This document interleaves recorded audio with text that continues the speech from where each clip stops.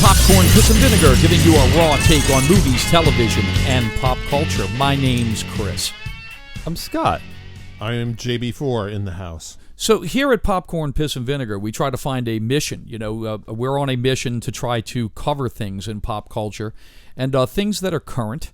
And JB4 decided that he was going to text us and tell us that he was watching Dark Phoenix, X-Men, released earlier this year. Well, not earlier this year, only released in June, if I'm not mistaken. Yeah, a few months ago. Yeah, it was released in June, so that's only a few months ago at the time of this recording. So it went to digital video very, very quickly. I guess we'll just kick this fucking thing off. Just to prequel this with the option was this, or we could go watch a current movie called It and review that. And it fell down to X-Men Dark Phoenix. Well, what had happened was I started watching it. That's how up to date we are. Yeah. I started watching it. It was such a fascinating train wreck, literally and figuratively, actually. There's a train wreck scene in it that I was like, what? This is... I mean, and what's even more amazing to me is that it was such a massive cock punch to Disney. I almost feel like it was deliberately played that way. I don't think so. I think Simon Kinberg, who is the writer and director of that movie, is that fantastically bad. I'm starting to call the movie now, I'm going to refer to it as X-Men Dark Phallus, because I felt like I got fucked in the ass after I watched it. So that's pretty much what it is. Wow. It was a waste of time. I think that's giving it too much credit. I didn't think it was that good. I didn't think it was that bad. There were some really pretty... I guess what struck me about it is it seemed average. Like, it was everything stupid. about that film was so it was phoned fucking in. Stupid. Like Jennifer Lawrence's performance was like she was on Ambien the whole time. She was lucky. She got killed 15 minutes into the movie and never has to go again. Oh yeah, we're going to spoil the shit out of this thing. So yeah.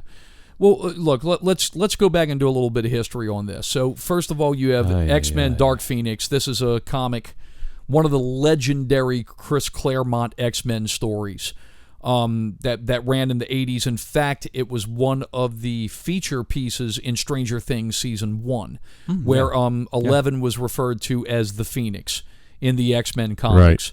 Right. I mean, this is, like I said, one of these legendary X-Men tales, so legendary that it has actually been covered in X-Men films twice now. It was kind of teased in the end of X-Men United, which was the sequel to the first Bryan Singer movie, which I think is probably one of the better X-Men movies. Yes, agreed. Also, it went to full-on craziness in X-Men Last Stand. They Spider-Man 3 that bitch. They jammed a bunch of narratives. Well, they Spider-Man 3 the bitch because, I mean, here's a little bit of trivia what was going on there. So Singer releases X-Men. It's massively popular. I mean, you have to really take some deep doses of medicine to knock Marvel Tardation out of your system to realize that without Bryan Singer's X-Men and Sam Raimi's Spider-Man, that what kicked off the modern superhero craze. That's what brought Batman fucking back. That's what brought that character back from all that shit. So yep. So yeah, I mean, as far as all that nonsense is concerned, I mean, you have X-Men 1, you have X-Men 2. Singer leaves to go to Warner Brothers to make Superman Returns. X-Men didn't want to wait for him, and with them not wanting to wait for him, they moved on with Brett Ratner, and Simon Kinberg was actually one of the co-writers of this movie, the X-Men Last Stand. Which, was franchise poison. It killed the fucking franchise. Nobody liked it. They came back with X-Men First Class with Matthew Vaughn, which was, I would say, is like the equivalent of Batman Begins. Yeah. While you're going, you say it was poison, but during that whole time, the only thing that really survived that whole thing was Wolverine. That was sort of the... But not really, though, because the thing with it is that the Wolverine deal... They bring that back, and the Wolverine Origins came out of all that time, and that was a huge fucking bomb. It was actually X-Men First Class that came back and revitalized that franchise. And yeah, they brought back Hugh Jackman as Wolverine in better movies. There was The Wolverine, which was kind of more based on the miniseries. It was based on the miniseries from Frank Miller, where he actually deals with the Hand, which is popular in the Daredevil movies, well, the Elektra movie, and the Daredevil season from Netflix. Yep, and that's where James Mangold got involved. Right, and then after that, then we got the Wolverine, we got Logan, which is probably one of the greatest superhero movies ever made. But all that aside, it starts with X-Men First Class. Then it goes to Days of Future Past, which is another great movie. I thought it was a great Wolverine movie. I thought it was a great X-Men movie. I thought it was awesome. Dude, you go back and watch that movie. I'll watch it. I think it's a great movie, but I think it's a better Wolverine movie. Well, I think Wolverine is the focus main character, and I mean that's the thing. You got to realize something. If part of Scott's celebrity like hot tub, if he was going to like haul past, Wolverine and Tom Cruise, he's looking for the menage a trois in the hot tub with those two. Okay. But I mean, as far as Hugh Jackman is concerned, he's over here smiling because he knows it's true. But as far as the X-Men, the Days of Future Past, it's a fucking good movie. It's strong. It's good. It's a good feature piece for not only Hugh Jackman but also for Jennifer Lawrence, who becomes like a megastar during the time of that movie being made. So they reconstructed a lot of shit to give her more to do in the movie because she's coming off of not only the Hunger Games, but she's coming off of like Silver Linings Playbook. She's coming off of what was the movie with her and Amy Adams and Christian Bale and Bradley Cooper, the one where they play the mafioso con people. I can never remember the name of that movie. American something? Yeah, it's American. Yeah, it's a great movie. I saw it. But it's a fantastic movie. Shame on Hustle? me. American Hustle. American That's Hustle. It. Great movie. So she's coming off of that shit. So they're like, well, dude, we got to like put more in her because like we have her under contract and she's a fucking megastar. So we want to actually incentivize her to want to come back for sequels. And on top of that, Fassbender's excellent portrayal of Magneto and McAvoy's excellent portrayal of Professor X. Bringing the franchise together, where the old and the new are coming together. Good movie. Good, solid movie. Recipe for success, isn't it? Recipe for success. And then they come back with X-Men Apocalypse. Where there is another actor who is an up-and-coming actor, our boy, Oscar Isaacs, from Star Wars and fucking and Inside Llewyn Davis and all of these another Ex guy, Machina, Ex Machina, all of these excellent movies where he's coming. He's doing a lot of critically acclaimed stuff with matinee idol shit. Also, well, they totally shit the bed with X-Men Apocalypse. Yeah, horrible fucking movie. And this here, I didn't think that it could get any worse than that, but this movie, was worse. Yeah, it was just, and it wasn't even an admirable failure. It was just really, it was like the cast was sleepwalking. There were barely any stakes. When the writing was really broad strokes, it felt like they were reading from an outline instead of like characters talking. The writing was stupid. Terrible. It was dumb. So again, you go back to Jennifer Lawrence, who is still one of the biggest movie icons around right now, and fire is an actress. Like, she's and then they give her energy. like 2 lines and they kill her, and the most unflat, like, it wasn't even a good death. It was just right. She wanted out. Understandably, I'd want out too, but still, she wanted out, and even said she wanted out before the movie. But she even said in an interview, they asked her, said, why are you doing the movie and all that? Because I mean, I think people kind of knew it was a shit fest. And she was like, well, I mean, I didn't want to like basically be the person that was there and then all of a sudden I'm gone. I know there are fans of this franchise and I did want to give them some closure and I did want to cash a paycheck. She didn't say that, but we know that's true. Because I guarantee you, they put money. It'd be okay if she said it. I don't think anyone would be like, how dare you? Fuck, Famke Janssen, another alum of the X-Men who played Jean Grey in the original X-Men trilogy. Straight up, there was a movie that was called Hansel and Gretel Witch Hunters. That such a fucking excellent movie. Starred the chick that played Strawberry Fields in the second James Bond movie, and also your boy Jeremy Renner. Yeah. So, and this film was actually produced by Will Ferrell. Yeah. And it's a B-grade gore fest. Oh, yeah. Yeah. I forgot about that movie. Famke Janssen, who plays the main witch in the movie, straight up said, I did this movie because I wanted to buy a new house. And she said it straight up. It was. I feel good for helping her buy that new house. It got shredded by the critics, but I found it like vacuously entertaining. It is B-level entertaining. It is a fucking fun movie to watch. It is. You know, like a lot of people. You know, like Hugh Jackman, Scott's boyfriend, was in fucking what's the name of it? Van Helsing. Van Helsing. Oh yeah. That movie fucking sucked. Horrible. It did. But Hansel and Gretel Witch Hunters is on that level, but done well. Yeah. It's really, really good. It knows that it's camp. Yeah, you're right. It doesn't try to take itself seriously, and that's what makes it a lot of fun. But anyway, so back to the X-Men. So back to this shit. I think one of the things that suffers from this movie on Jump Street, I mean, naturally, the acquisition of Fox from Disney. That's obviously a big factor in this thing getting fucked around. Well, the aliens were clearly the Skrulls, right? Like that was they were supposed to be. Well, we'll get into that in a sec. I got the whole skinny on. The Groots? Okay. You mean the Groots? They look like Groot.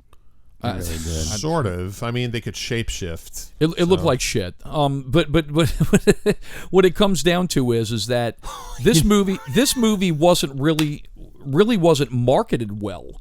It was marketed as X Dark Phoenix.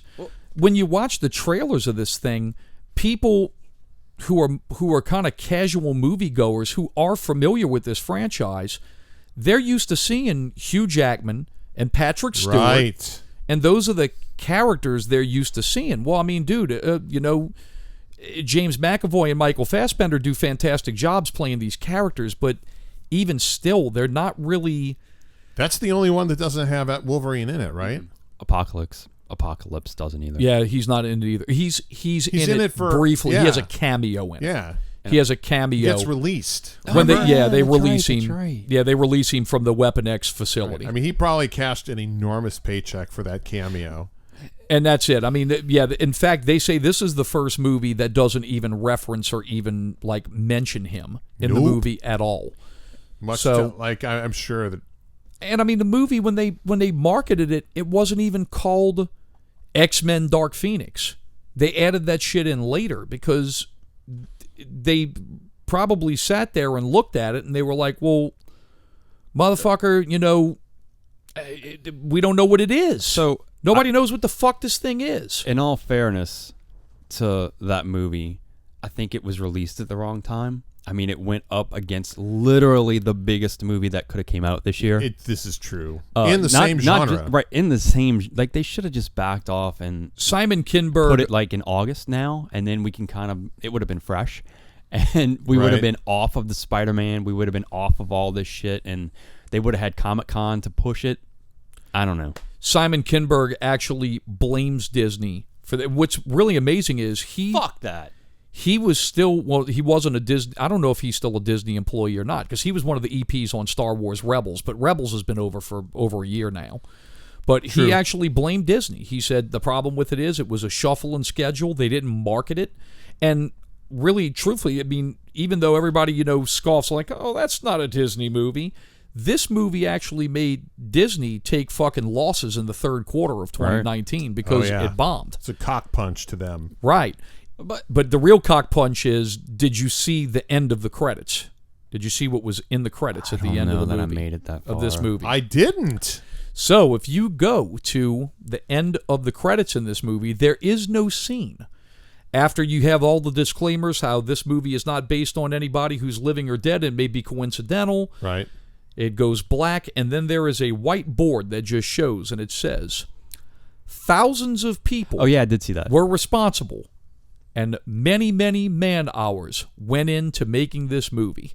Basically saying, thank you, motherfuckers, for basically making a whole bunch of people lose their jobs because you bought one of the fucking biggest studios. Whatever, but dude... That's weird. I mean, that's the thing, man. Look, there's a lot of shit. John went through this for a long time with the stuff with Disney. Look, as a fan, you're happy that Disney purchased Fox. But as an artist, especially someone who is looking for avenues... especially with studios, large studios like Fox that control television and film and mass media, you definitely want to have an extra avenue to try to pimp your shit. Agreed. Exactly. Agreed. But to throw all that blame on Disney, if Disney would have put out this movie, I'd still have the same review. No doubt. Exactly. This movie is so. Let's get into the Dark Phoenix. So this picks up from X-Men Apocalypse, and this is in the 90s. This is set in the 90s. Which this could have been set in 1918, and it made no fucking difference. Exactly there was no reference to it being in the 90s at all. Well, I mean, there was no soundtrack. There was no fashion. There was not anything. Well, and that's the other thing is that in the First Class, all these actors were playing the X-Men in the 60s, and now they're playing the same X-Men in the 90s because of Days of Future Past. Some of them. Get it? But what I think is kind of cool about it, though, is if you think about it, that's what kind of gives you that comic book element, is that the characters never age, which is kind of pretty fucking cool. I mean, if you think about it. But she was a baby in the 80s in the beginning of the film. They're driving an 80s car, and you know that First Class,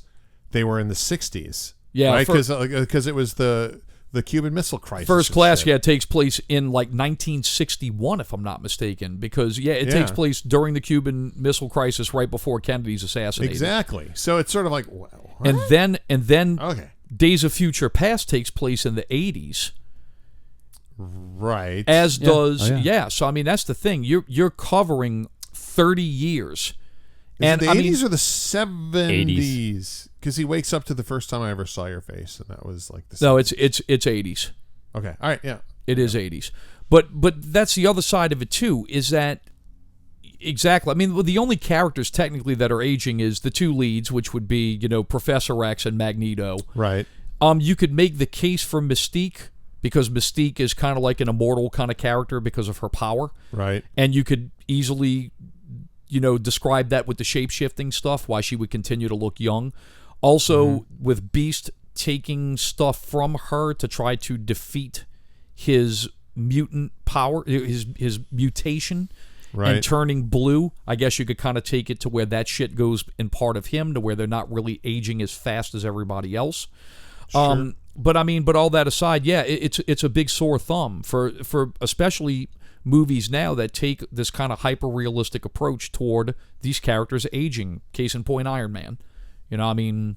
Right. Yeah, I mean, the Marvel Universe shit takes place real time, Exactly. And I mean, it's just, I understand that with the X-Men, especially in Days of Future Past, you get some degree of creative license. However, I do think that for someone as well versed in comic and Hollywood cinematic comic lore as I am, is going, wait a minute, that's kind of confusing. Like, if I'm supposed to follow these characters, this is a weird swerve. I can't be the only one that was sort of weirded out by that. If the movie was any good, this wouldn't be a topic.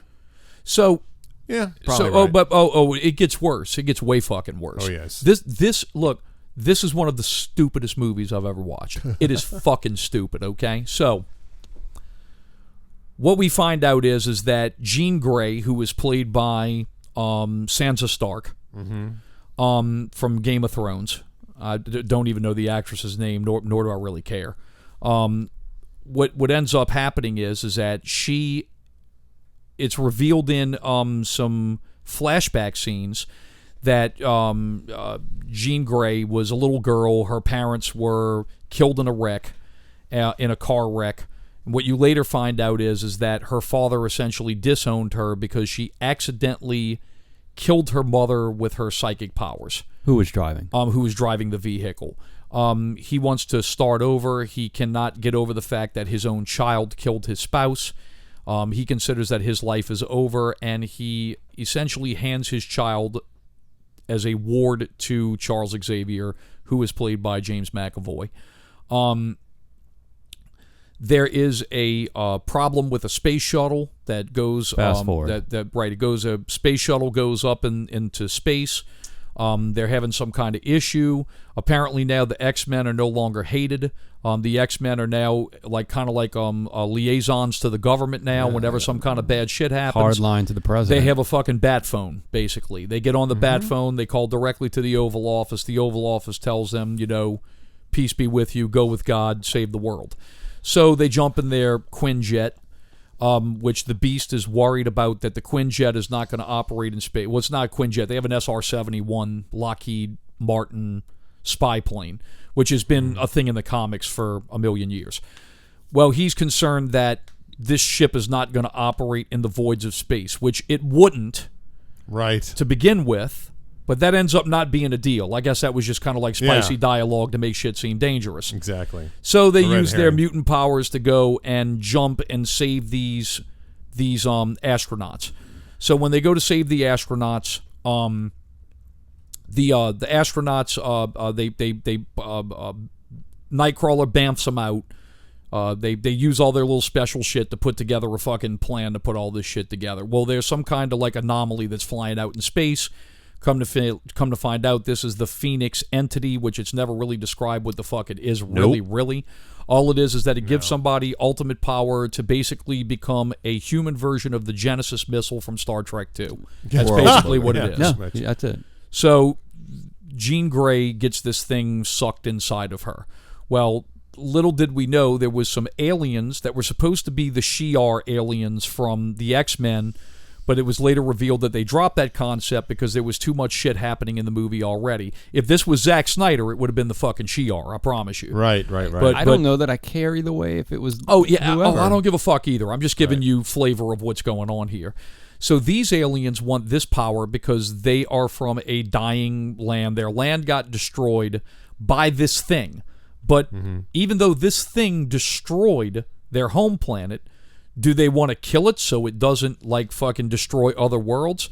Fuck no. They want to harness the power so they can create something of their own, even though the same thing they wish to create with just destroyed their fucking home world. There's like an Excalibur thing going on too, where it's like she's uniquely qualified to harness the power, and many of us have tried it at home and couldn't, but the girl can. And and Jean Grey. Well, Jean Grey in the lore of the X-Men universe, and this is something that's not really expressly said in any of these movies, but comic book people who read these books, they kind of carry that along with them, and it's kind of like a silent, not even a silent wink. It's just something that's implied. As a comic book fan, I know that Jean Grey is one of, if not the most powerful psychic telepath in the Marvel Universe. Yeah. I know that as a comic book fan. Well, in the book, correct me if I'm wrong, because it's been so long since I read it, but she was just a super gifted mutant that just kept escalating her powers to the point where... Yeah, she's like fucking like an Omega, basically. Yeah. I mean, she's a fucking... She's Anakin. Yeah, she's an off the charts fucking mutant, basically. Yeah. So that's all that bullshit. So we get all of that fucking nonsense, okay? So we move on now. Now the aliens go and they interrupt a dinner party, which is fucking hosted by Jessica Chastain, and the alien takes over the fucking dinner party. And it's basically invasion of the body snatchers. They go in, they take over a person, the person becomes the host. They can shapeshift, but it's this weird fucking thing going on. And she looks really, really fucking weird.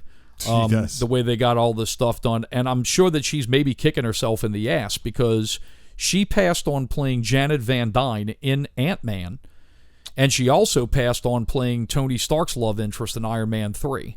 So those are the two Marvel movies that she passed on, but for some reason she takes this. The reason she takes it is because her and Simon Kinberg are very close. And another thing, too, is the reason why she gets involved in this thing is why McAvoy got involved with It Part 2, playing the adult Bill character, no shit. Is because she met McAvoy on this movie, was personal friends with Andy Muschietti. Oh, okay. And told Muschietti, this guy fucking McAvoy's phenomenal. You should cast him in the fucking movie. If I can say real fast, and those are probably the only two actors in the It Chapter 2 that don't shine as much as I wanted them to. Yeah, everyone else in that movie does. I'm not going to go on a tangent, but I hear Bill Hader owns the movie. I heard he's the best. But I mean, dude, Richie was the best character in the fucking when the kids. I'm just saying. I mean, like as we're talking about the two biggest actors, those two really didn't. I didn't feel like they put in what I wanted them to put in because I love McAvoy and she was good too. But anyway, back to X-Men. So Jean Grey, Sansa Stark, takes on this power, and the aliens now want this power for the reasons I just covered, okay? So what happens is that everybody's honky-dory. They go back to the X-Mansion. They're having a rave. You know, Dazzler from the 80s comics makes Dazzler makes her fucking cameo. I laughed out loud. Dazzler's in the fucking movie. She makes her cameo. She's switching the sounds, not to a 90s song, but to some fucking song. Even though this takes place in 1992, it was probably some shit that was out of Fox's record collection from 2018. Sure. Because this movie's fucking stupid. So they go and they do all that shit, okay? Well, Jean Grey now, the power's starting to take her. She's starting to exhibit the things from the Dark Phoenix. She realizes that she was lied to by Charles Xavier. There's this her mind wiped. There's this whole soap opera shit that's going on in the background to where the Jennifer Lawrence character and the other characters are basically saying, you're not doing this for the X-Men, you're doing it for you, you're a selfish piece of shit, all this stuff. Against Xavier. Right, against Charles Xavier. Jean Grey decides to leave, and she's going to go finally meet her father, which that's what every adopted child eventually does. Right. Either they come looking for her, or she goes looking for them. So she goes looking for the father. The father reveals everything, and for some reason, the cops show up. They just show up. No reason. Right. They just fucking show up. The cops just show up, and we end up in a fucking shootout because... Right. Because and then she loses her shit and kills everybody. They were dude, I went back and watched like 15 I'm like, sorry. Why did the cops show up? Like, did I miss something? Yeah. They show up for no reason. So yeah, she didn't have a very dramatic entrance into the house. I mean, I think she made the house shake a little bit, maybe. Yeah, and she got mad. The only scene from the movie, the only scene that I thought was cool from the whole thing was fucking Quicksilver running up the thing, and like he disappears halfway through the movie. He's just gone. Yeah, you're right. He's just gone. I thought we'd get a cool Quicksilver.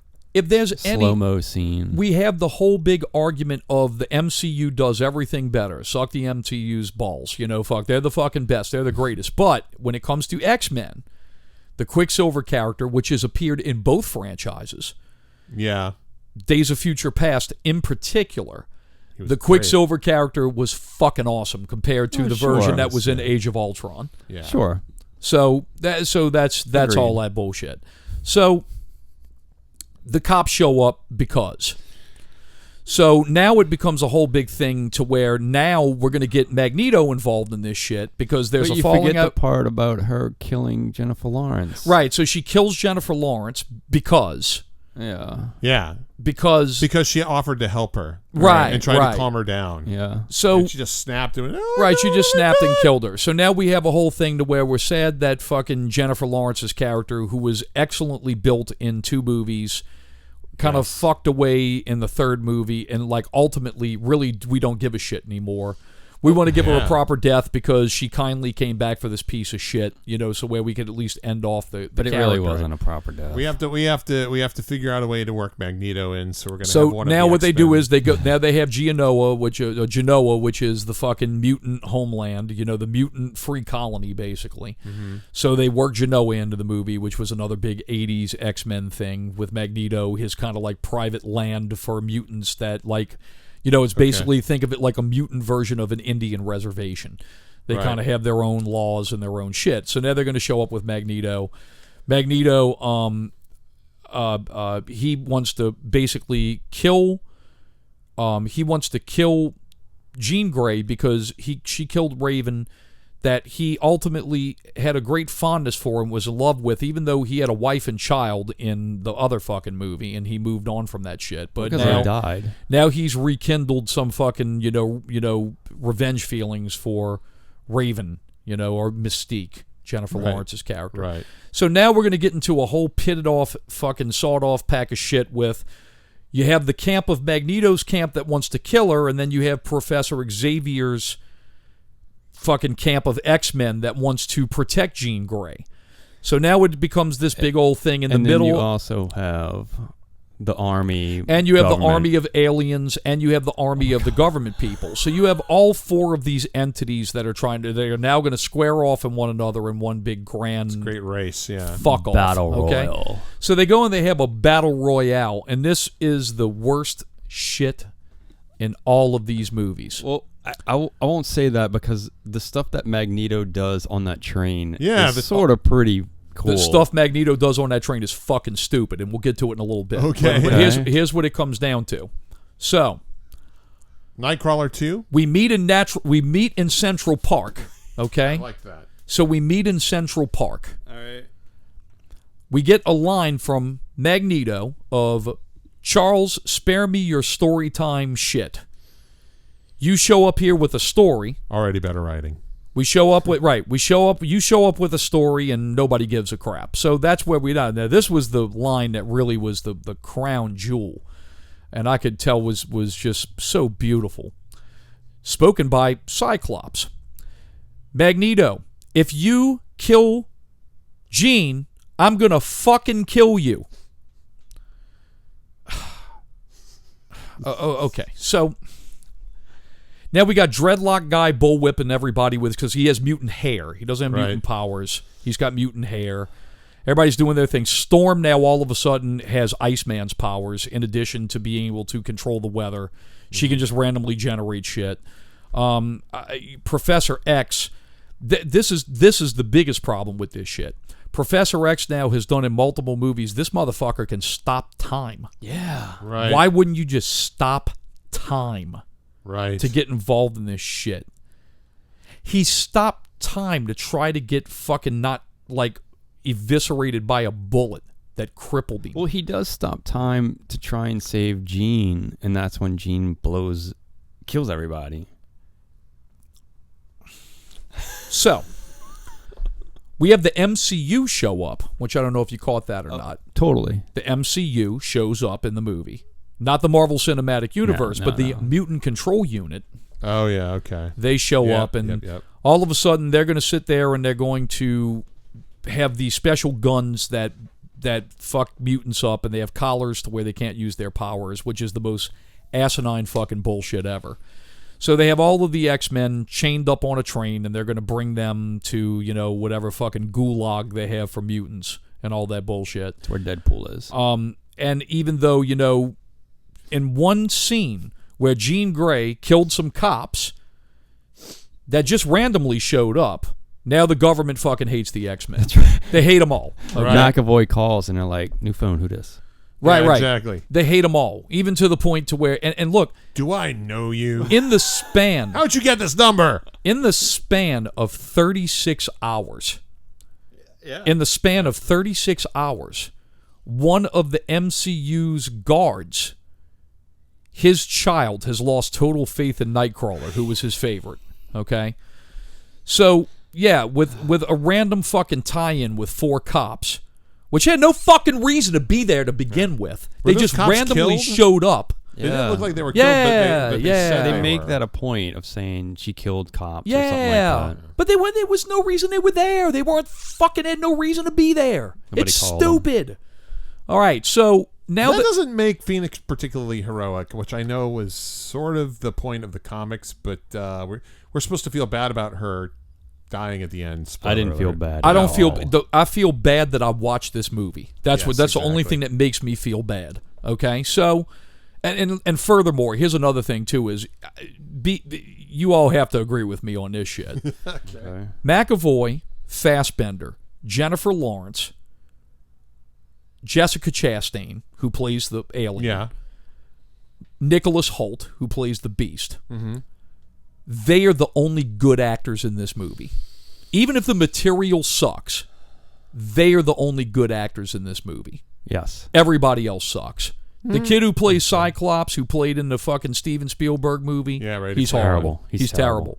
Sansa Stark is... Unwatchable. It's bad. Sleepwalking, She yeah. is bad. I mean, and look, I don't know shit about acting. I really don't. But, dude, watching that, that is the most uninspired wooden shit. I did watch 8 seasons of Game of Thrones, so I know I know that she has the capability. Yeah, she absolutely has the capability. Yeah, and I mean that's what I'm saying. In Game of Thrones, I mean it's not like she did a whole bunch of avant-garde shit in Game of Thrones, but I mean, she did what was written on the page. Well, the thing with Game of Thrones was that she was playing a different character. She was playing a character that kind of was like the fucking lackey of all this political bullshit going on. Now later on, she prevails and comes out of it.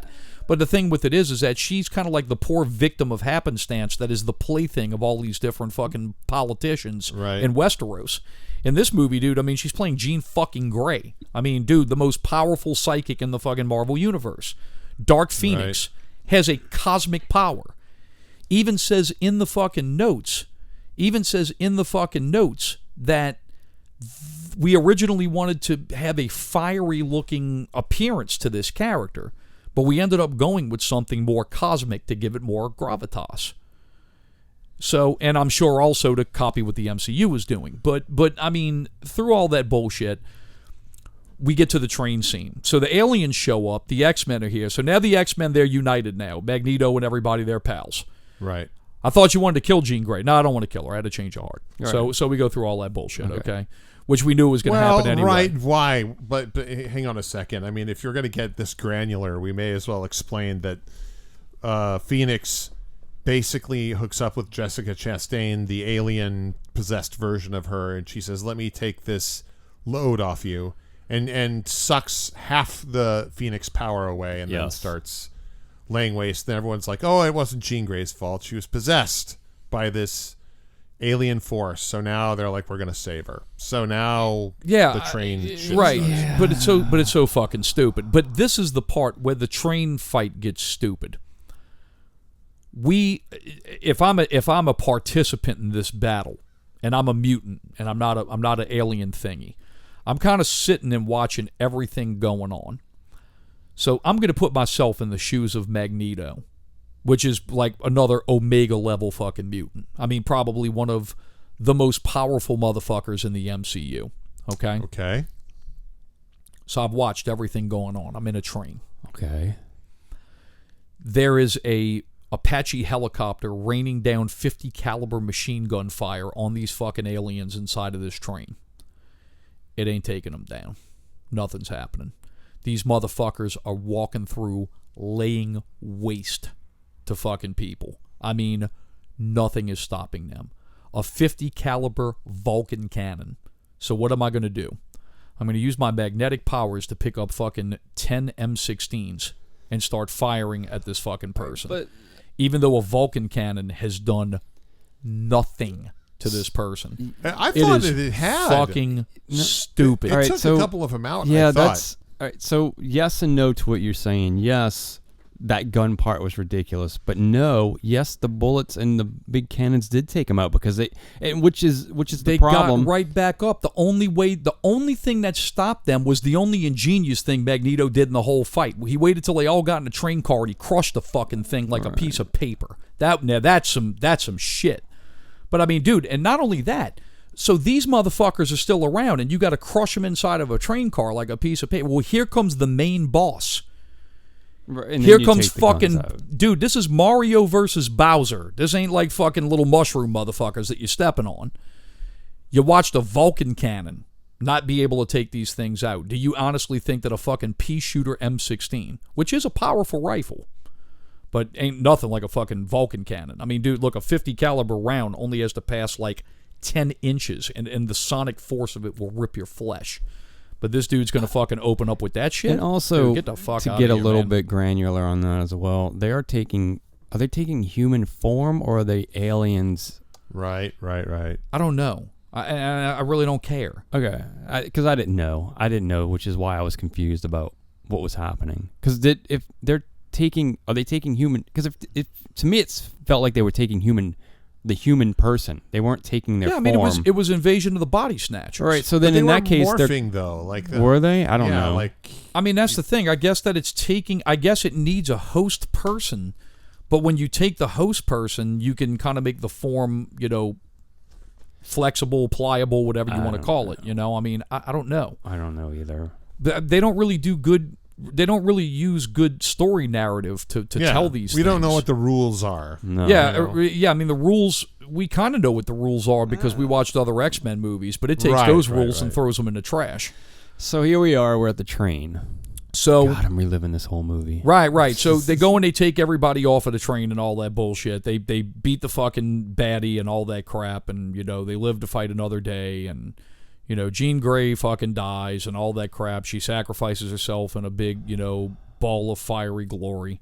But she's really not dead. At the end, She's not really dead because there's the big bird at the end, and it's the Phoenix, and the Phoenix will rise again, and all that bullshit. You know what I did like? I did like the ending where it's McAvoy and Fassbender, and they sit down for a cup of coffee and some chess. Yeah, well, that was a nod. That's a nod to the end of the first movie. That's what that is. Right. Yeah, it's a nod to the end of the first movie. I like that.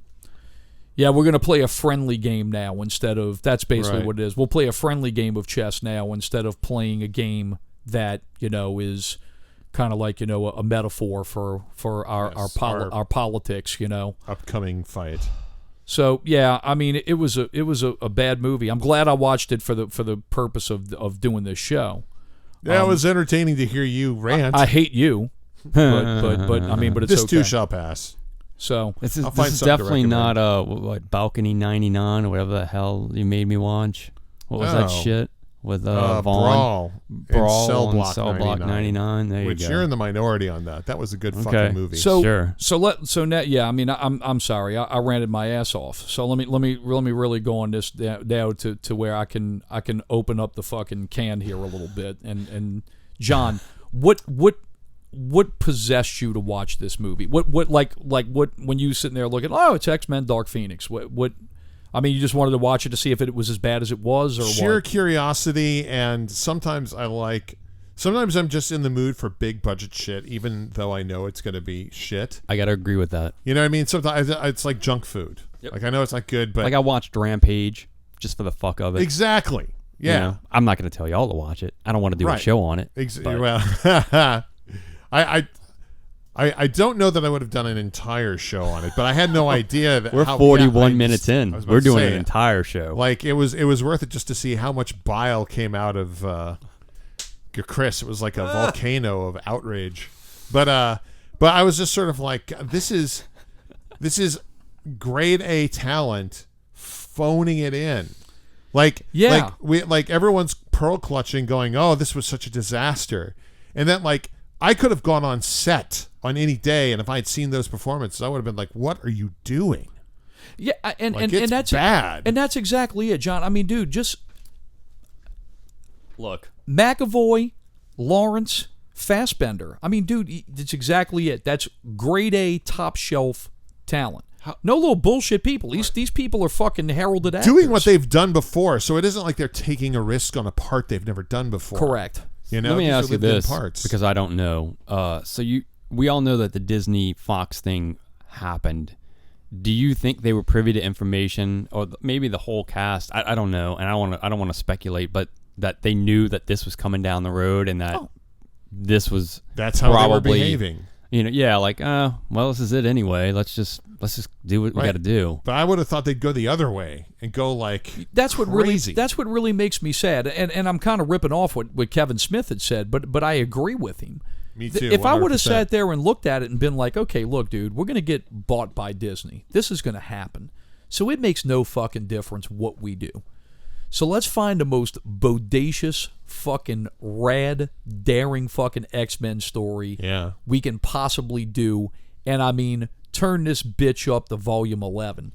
I mean, dude, the money's already allocated. Yeah. The budget's already there.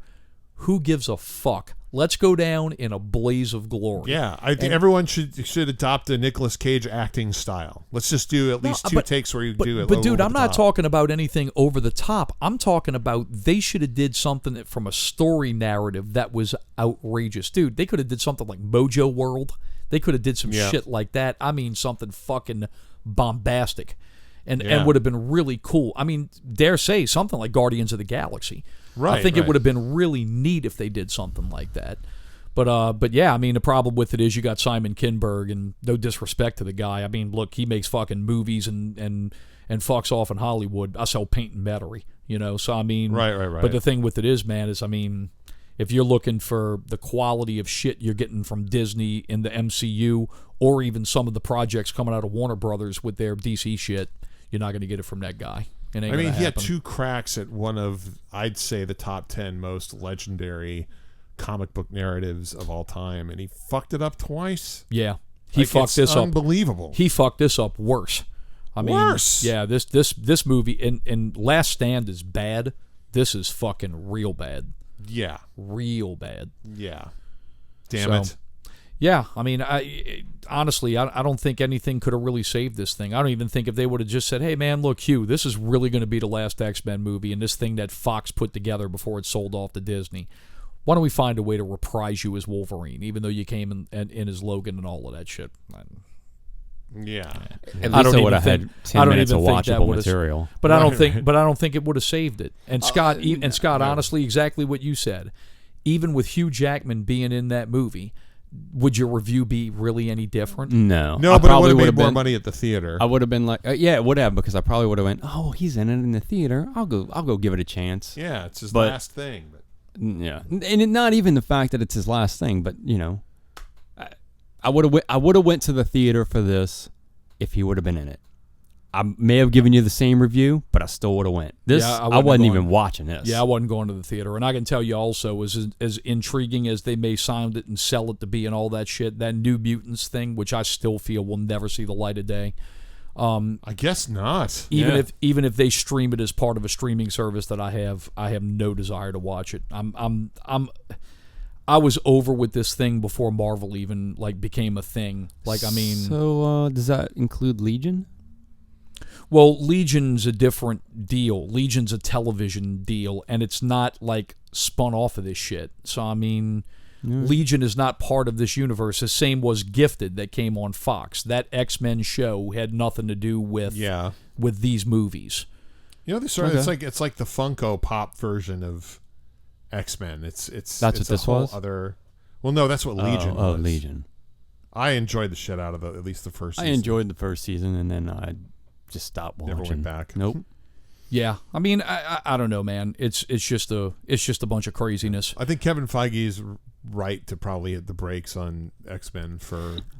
I'll tell you what this movie did for me, because I was always one of those people who were like, I hope Disney brings these guys back. I hope Disney brings these guys back. I hope Disney doesn't bring these guys back. I mean, they had it. This Scott, was it. It wasn't happening to begin with. Look, it wasn't happening to begin with. But and now I know he's you can dream, about but it. I can tell you, I was exactly say the same thing.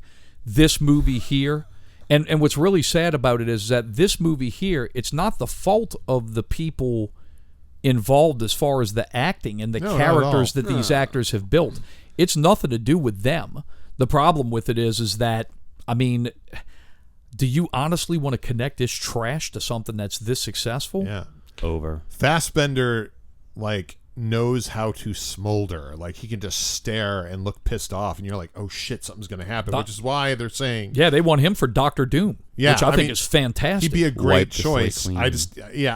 It's unfortunate he played Magneto because he did it so well. But I'm not going to complain if he is Dr. Doom. I'm in. Yeah, 100%. I mean, and that's exactly it. I mean, one of the advantages of bringing the X-Men in and also bringing in the Fantastic Four is the fact that you are getting 2 alpha villains from franchises. And dude, the kind of villain, I think, greater, something that's on level with Thanos.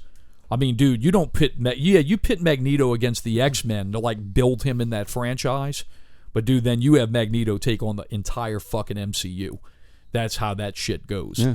Well, and what's interesting is Fassbender acts, because I was thinking about him playing Dr. Doom. I'm like, well, he has a mask on, right? But hello. What I find really interesting is Fassbender was in that movie, and I can't remember the name of it, but he played a lead singer of a band where he had a big crepe paper head on the whole time, and he apparently is really good with body language and shit. So he's actually a really good choice, just outside of the fact that he's Michael Fassbender and. The guy's a fantastic actor. Yeah. And I mean, and that's the thing. I mean, he's played a diabolical villain in a comic book movie now. He's got his cred. That's the whole thing. It's like Chris Evans, Chris Evans played the Human Torch. Well, he came and played Captain America, and people... True, good point. People don't even think of him for that role anymore.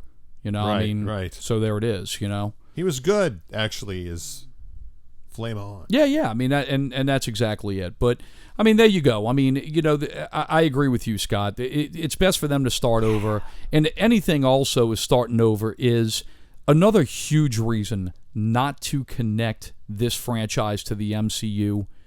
You want Wolverine. You want that character.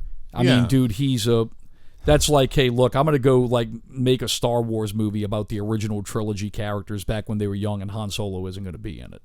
I mean, he's a marquee character. And you want to get somebody in there that's young, that can carry the torch a while, like Jackman did for the X-Men. Yeah. And they're gonna get somebody big to play. Wolverine will be a name actor, the guy that they cast to play that. And I sort of feel the same way about, like, I was always for Jackman to come back and be in the MCU. Now with this, I'm like, he did it. He's the one. Let's move on to somebody else. I'm on board now. Agreed. I mean, that's exactly it. I mean, I honestly, I love Hugh Jackman as Wolverine. I thought he was great, you know. But yeah, I mean, the problem with it is that now if you bring him back, you're bringing that back just to say, oh, I got to see Hugh Jackman, you know, interact. But guess what, dude? Now the Marvel thing has changed. Right. The MCU has changed. You're not going to see Wolverine with Iron Man anymore. You're not going to see Wolverine with Captain America. And you know what's really fucked up? Not going to see him with Spider-Man either. So that's what the whole thing. At least this go around.